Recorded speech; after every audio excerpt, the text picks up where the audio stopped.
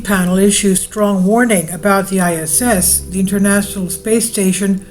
It's in a very bad state, deeply concerning.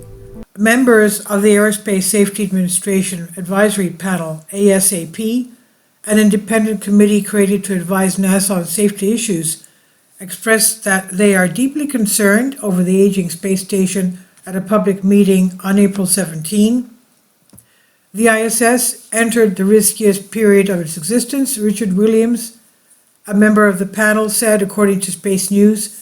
Williams was not referring to new problems, but rather to the buildup of technical problems and budget deficits that now pose a critical threat to the space station's operations. Leaks that don't close, one of the many persistent problems involving the leaks in Russian Zvezda the module, and specifically in the vestibule named PRK that connects the main module to the docking port. The cracks were detected back in 2019, but the loss of air has continued to increase since then, reaching its highest level in April 2024. Despite years of joint investigation between NASA and its Russian counterpart Roscosmos, there's still not a clear solution to the problem or consensus over the root cause of the leaks. A meeting in Moscow.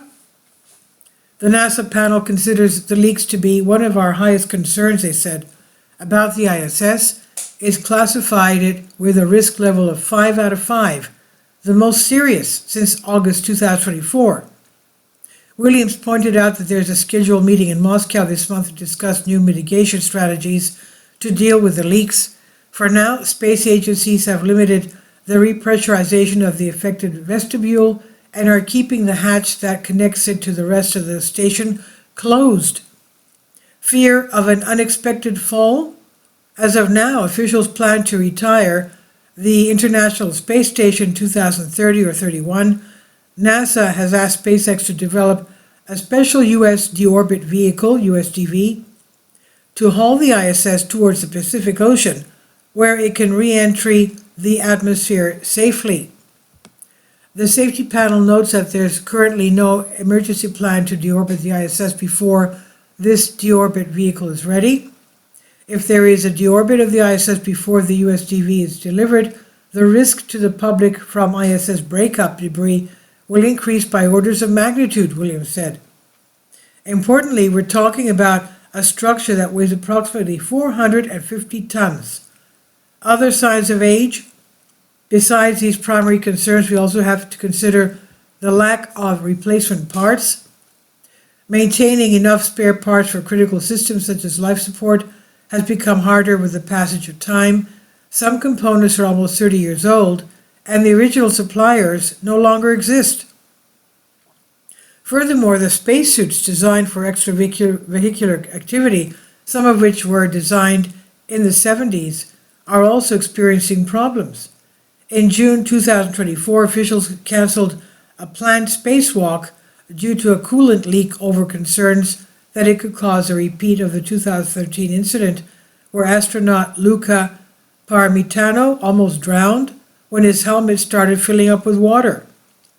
In addition, there's also issues at the space shuttles that supply the ISS, such as the thruster failure of Boeing's Starliner, the toxic smell from the Russian Progress MS-29 spacecraft, the delays of Sierra Space Dream Chaser, and the cancellation of the Cygnus NG-223 Northrop Grumman mission, a mission over the damages suffered during the ship's transport. NASA cuts $420 million from the budget per DOGE's guidelines. It all comes down to money. And according to ASAP, all of these risks have one common denominator. Overreaching all of these risks is a large ISS budget shortfall. Although the expert panel did not detail the exact nature of the shortfall, data shows a slight reduction in the ISS operations and maintenance budget from roughly $1 billion in 2023 to $993 million in 2024.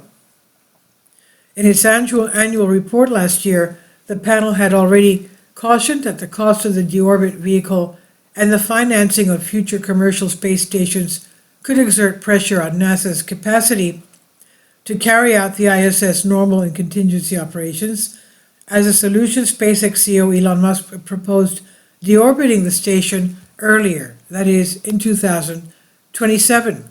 This is by Xataka on DNYUZ. Please leave your comments and thank you for your support. Please support my Patreon account. The daily posts are 5 videos daily, and they are totally different from what I have on my YouTube channel. Thank you so much for your support and that you find all my content so interesting. You'll find the Patreon account details in the description box below.